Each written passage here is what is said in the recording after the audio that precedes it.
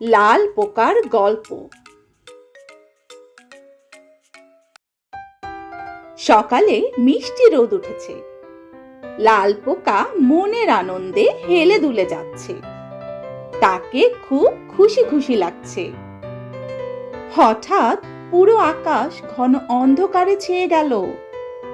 সাথে সাথে শুরু হলো বৃষ্টি, বড় বড় ফোঁটায়। লাল পোকা ভিজে যাচ্ছে। বৃষ্টি থেকে বাঁচার জন্য সে কি করবে এখন? কোথায় লুকাবে?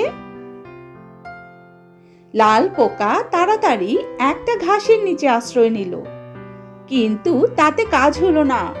বৃষ্টি ঠিকই তাকে ভিজিয়ে দিতে লাগলো। এবার লাল পোকা একটা কাঁটাওয়ালা ডালের নিচে আশ্রয় নিল। এবারও কোনো কাজ হলো না। লাল পোকা বৃষ্টিতে ভিজতে থাকলো।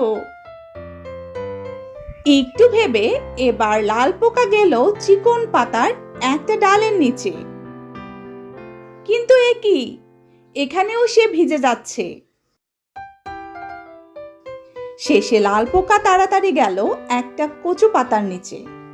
যাক বাবা, এ পাতাটা বেশ বড়, এখানে আর বৃষ্টি পড়বে না। দৌড়ে দৌড়ে ক্লান্ত লাল পোকার চোখে রাজ্যের ঘুম নেমে এলো। ঘুমিয়ে সে স্বপ্ন দেখলো বন্ধুদের সাথে মজা করে খেলছে। আহ, কি আনন্দ!